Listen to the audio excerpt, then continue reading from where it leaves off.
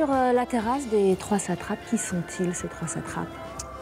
Ce sont des magiciens réels. C'est des gens qui ont vraiment fabriqué de la magie en vrai. Ce n'est pas un conte de fées. C'est le lieu où deux grands noms de la littérature ludique et émouvante ont habité. Bon, alors on les cite, ces deux noms. Alors c'est Boris Vian Oh. et Jacques Prévert.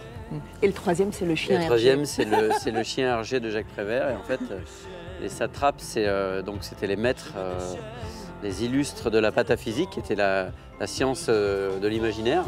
Quand on regarde quand même la définition du mot satrape dans le dictionnaire, elle n'est pas très élogieuse. Satrape, c'est donc un homme de pouvoir puissant et riche.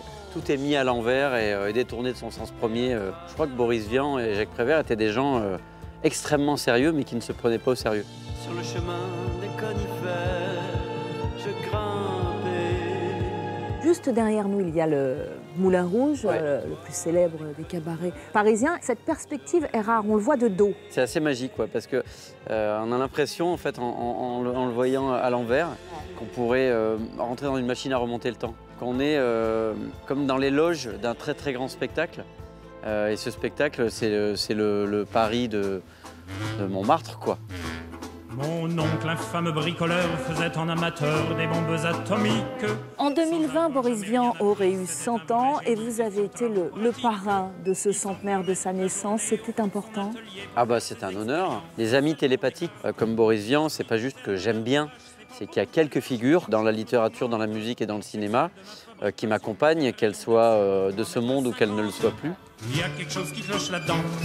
J'y retourne immédiatement. Bonjour Mathias Malzio, Bonjour. bienvenue dans cette émission. Merci beaucoup. Vous êtes le chanteur du groupe Dionysos, mais vous êtes aussi écrivain, réalisateur de cinéma. Vous adorez mélanger les arts au service d'une même narration et vous allez nous expliquer votre secret. Mais avant, on va aller visiter ensemble cette maison de Boris Vian qui nous attend. Avec plaisir, allez-y. Merci.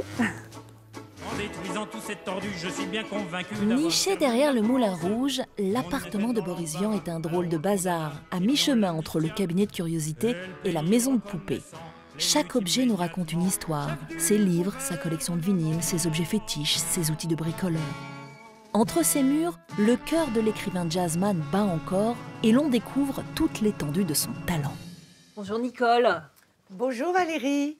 Bonjour Coucou Mathias. Nicole, ça va? Vraiment un grand bonheur de vous avoir ici à la maison. Mais une grande émotion surtout parce que rien n'a bougé, tout est intact. Boris Vian est encore là? Boris Vian est toujours là, il n'est jamais parti, c'est clair. Nous sommes dans sa maison. Tout a été conservé en l'état. Oui. Ce n'est pas un musée et c'est délibéré. Oui, bien sûr, parce que finalement, lorsqu'il est mort en 1959, sa femme Ursula Vian-Kubler et tous ses amis, collège de pataphysique, éditeurs, jazzman, etc., ont décidé quelque part intuitivement, il n'y a pas eu d'acte de fait, que ce cœur, le cœur de Boris Vian, était toujours là, palpitant. C'était un artiste, Boris Vian, qui n'était jamais là où on l'attendait, qui a aboli toutes les frontières. Est-ce que c'est ça qui vous plaît en particulier chez lui?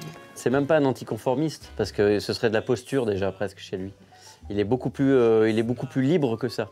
Et du coup, l'électricité entre la puissance de joie qu'il avait et sa mélancolie, ça a créé une matière extraordinairement singulière.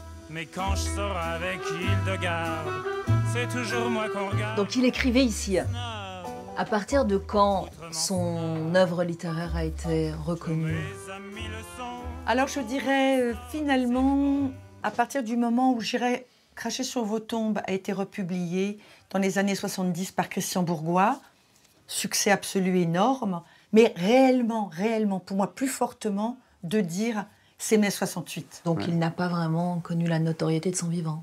Non, ça c'est très clair, il a vendu très peu de livres, etc.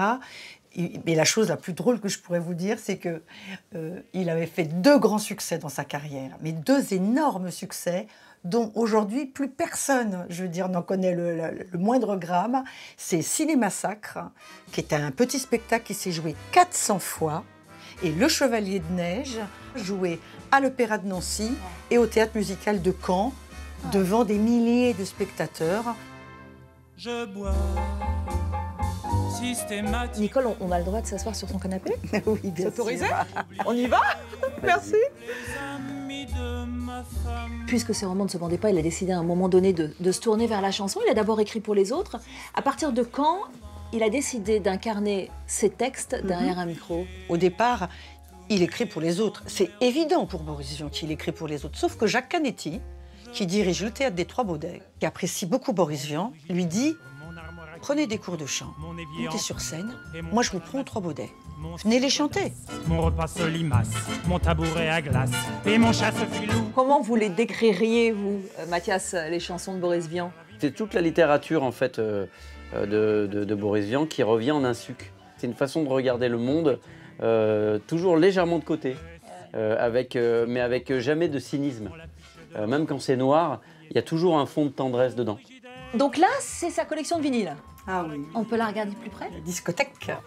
C'était évidemment un amoureux du jazz. Pratiquement dans tous ses livres, c'est présent. D'ailleurs, L'écume des jours, on a souvent dit que c'était livre le premier roman musical et un livre jazz. On veut finir par obtenir déménagement.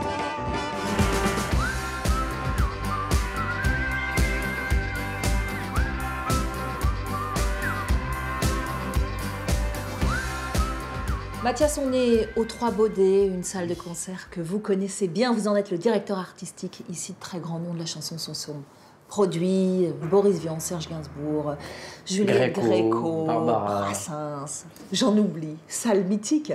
Salle complètement mythique. Et ce qui est génial, c'est qu'on essaye, en fait, avec toute l'équipe, de retrouver cet esprit de pépinière. C'est-à-dire que même la mission première de cette salle, à l'époque comme maintenant, c'est de donner un moyen à des nouveaux talents de s'exprimer en plein Paris, comme ça, dans des bonnes conditions. Récemment, vous avez donné un concert qui a été retransmis en streaming. La proposition artistique, c'était de remonter le temps avec une version blues jazz de votre dernier album. Comment vous vous êtes senti sur scène et est-ce que les spectateurs étaient au rendez-vous derrière leur écran? J'avais ce désir. Je m'étais dit, c'était un jour comme ça de discussion. Je me dis, si j'avais une machine à remonter le temps, on pourrait faire des concerts. Soit j'irais dans le futur un tout petit peu, soit dans le passé. Et tant qu'elle est dans le passé, je me suis amusé à le régler sur les années 40. Pourquoi? Parce que j'écris un livre en ce moment qui se passe dans les années 40.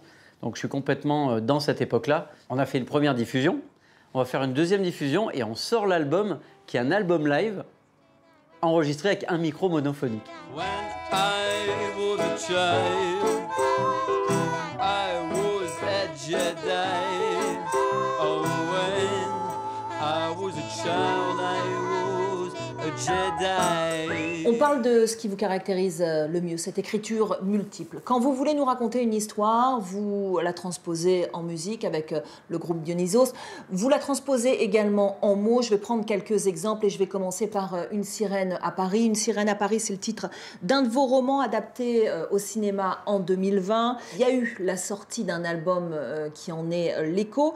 Qu'est-ce que vous avez écrit en premier? Est-ce que ce sont les mots qui sont arrivés d'abord, la musique? Comment ça se passe, cette gymnastique plurielle dans votre tête? Ça se passe comme si on déroulait une bobine. Il y a eu cette crue en 2016 où un collectif d'artistes a fait un truc génial. Ils ont fabriqué une baleine énorme et ils l'ont mis échouée sur les bords, sur les quais. Et j'avais trouvé ça génial, les gens prenaient des photos et tout. Et je me suis dit, si pendant cette crue de Paris, au lieu d'avoir juste des silures et des poissons-chats ou une fausse baleine, il y avait la sirène qui était échouée là, je trouvais à la fois qu'il y avait un élément de comédie, parce que c'est décalé, et en même temps qu'il y avait, ça pouvait être un moment poétique en fait. J'imaginais en fait filmer Paris avec cette femme poisson échouée comme ça et quelqu'un qui la récupère. En train de tomber amoureux de moi. Au début, ce n'était qu'un film, une idée de film. Je fais, je vais faire les chansons, ça fera la bande originale. J'ai commencé à faire ça, et puis en fait, ça m'a donné envie d'écrire le livre parce que le film, c'est lent. Autre triptyque, La mécanique du cœur, un roman publié en 2007, suivi d'un album, l'adaptation au cinéma en 2014, film d'animation, vous vous lancez dans la réalisation. Gros challenge. Là, c'est un autre processus. J'ai écrit le livre en premier, et j'ai rêvé du film. Et en fait, à partir du moment où j'ai décidé que le personnage avait une horloge à la place du cœur, parce qu'il était né le jour le plus froid du monde et que du coup, une espèce de sorcière chamane le sauvait et lui greffait une horloge à la place du cœur, je me suis dit, j'ai envie de l'entendre ce cœur. Donc du coup, je suis allé vers la musique mécanique, fait des recherches dans la musique mécanique du XVIIIe siècle, des choses comme ça. Et au début, c'était pour faire une chanson. Finalement, ça a été un album d'1 heure avec 8 invités. Et du coup, j'ai sorti tout en même temps. Et le jour où je le sors, on fait le grand journal. Et au grand journal, il y a Luc Besson. Et je lui raconte tout. Et puis il me fait, tu veux le faire avec nous? Et un mois après, on était sur le scénario. Incroyable. Et là, se sont passés 6 ans de travail parce qu'il y a eu des accidents de production au milieu. Pas très intéressant à raconter. Mais le fait est qu'un film qui aurait dû prendre 3 ou 4 ans a duré 6. Et le jour où il sort, je rentre en chambre stérile pour ma greffe de moelle osseuse. Il me faut vous faire un aveu. Je vous entends, mais je ne pourrai jamais vous reconnaître, même assis entre de petits vieux. On se frottera l'un contre l'être à s'en faire cramer le squelette. Autre exemple, Journal d'un vampire en pyjama, roman sorti en 2016, 2 jours avant un album qui porte le même nom. C'est un récit très introspectif qui se base sur une expérience douloureuse. Racontez-nous. Je raconte le moment où j'arrive habillé quasiment comme ça à l'hôpital parce que je sors de télé, maquillé, donc on a l'impression que je vais bien. Et puis quand on lève le maquillage, derrière je suis blanc parce que j'ai une hémoglobine de vampire. Et ça s'appelle Vampire en pyjama pour ça, parce que la première fois que je vais me faire transfuser, je suis dans une salle avec que des gens plus vieux que moi. Et chacun fait ah bah toi tu vas voir quoi? Ah bah moi je suis à 8,4 aujourd'hui. Ah bah moi je suis à 6,5, j'ai déjà été transfusé 3 fois cette semaine.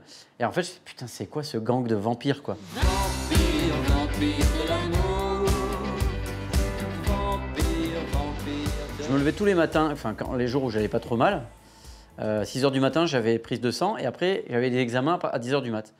Donc à 6 h du matin, c'était thé fruits rouges et ma folk, mon ukulélé, l'ordi, chanson et comme un journal. Une fois que je suis sorti de tout ce processus, que j'ai arrêté d'être transfusé, je me suis dit, bah ça y est, j'ai fini mon livre en fait. 9 albums au total. Comment est-ce que vous travaillez avec le groupe Dionysos? Est-ce que vous écrivez systématiquement les chansons? Est-ce que vous composez? Comment ça se passe? Pour moi, quand j'arrive avec le groupe, la chanson elle doit fonctionner. Guitare-voix, ukulélé-voix. Donc moi, j'arrive avec une chanson qui est terminée. Là où ça devient des vraies chansons de groupe et que je suis heureux, encore 28 ans après, de les faire avec Dionysos, c'est que ce ne sont pas mes musiciens. C'est-à-dire qu'on travaille et on arrange ensemble. Et là, en fait, la chanson prend une autre étape et devient une chanson Dionysos. Et ce qui est très beau, c'est que, par exemple, quand une chanson mérite d'être piano-voix ou guitare-voix, je continue de la signer Dionysos quand même. Nous, on essaie de faire, humblement, la meilleure chanson possible dans ce qu'on sait faire à nous, dans notre petit artisanat, quoi. Je le connais, il retient l'horizon, il nous protège. Même quand il neige sur les fleurs de printemps de notre enfance, mémoire sauvée du vent, entre les branches. Dans son Paris des Arts, Mathias nous présente Daria Nelson, avec laquelle il signe le dérèglement joyeux de la métrique amoureuse. Un dialogue poétique et sensuel entre l'écrivain-chanteur et l'artiste-photographe qui se raconte en mots et en images. L'histoire d'un coup de foudre donc, qui se hurle, se propage en couleurs, sans fausse pudeur. Je me déchaîne pour remonter le temps de notre enfance. On est aux Deux Magots et évidemment ce n'est pas un hasard. Dites-nous pourquoi on est ici. On s'est rencontrés ici. Et ça a été le coup de foudre. Et oui, il m'a regardé comme si j'étais la femme de sa vie. Et c'est comme ça qu'il me regarde depuis tous les jours.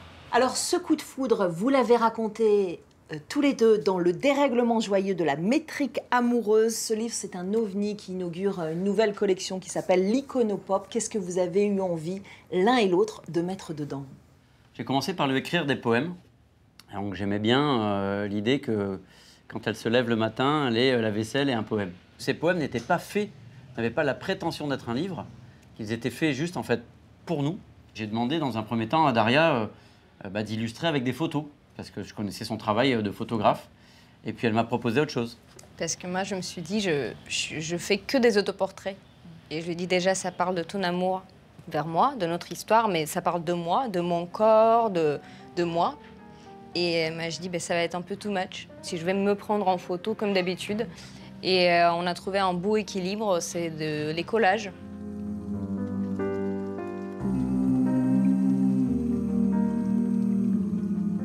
Alors avant de parler de la suite, parce qu'il va y avoir une suite, on va parler de vous, Daria. Au départ, vous êtes photographe. J'ai fait 5 ans dans le domaine de droit.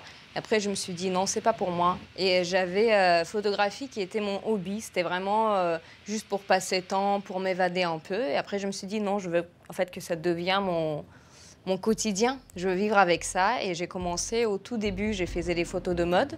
Après, j'ai fait les reportages, j'ai fait les portraits masculins. Et après, j'ai basculé dans autoportrait. Et du coup, je fais des autoportraits érotiques. J'en ai amené quelques-uns.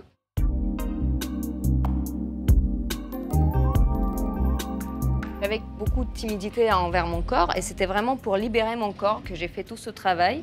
J'ai rencontré quelqu'un comme Mathias qui me soutient dans tout ce que je fais, dans l'art, qui m'aide beaucoup, de me projeter pour le futur, de me faire essayer de nouvelles choses.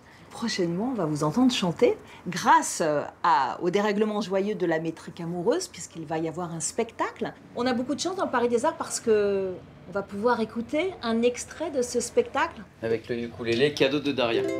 On va donc se quitter en musique. C'est la fin de cette émission. Vous pouvez la revisionner bien sûr sur notre site internet et on vous attend nombreux sur le compte Instagram Le Paris des Arts Off. À très vite. Quand tu te réveilleras, tu t'apercevras que j'ai de la moustache. Je voulais pas que tu le saches. Mais tu m'aimeras quand même. Mais je t'aimerai quand même. Tu m'aimeras quand même. Je t'aimerai quand même.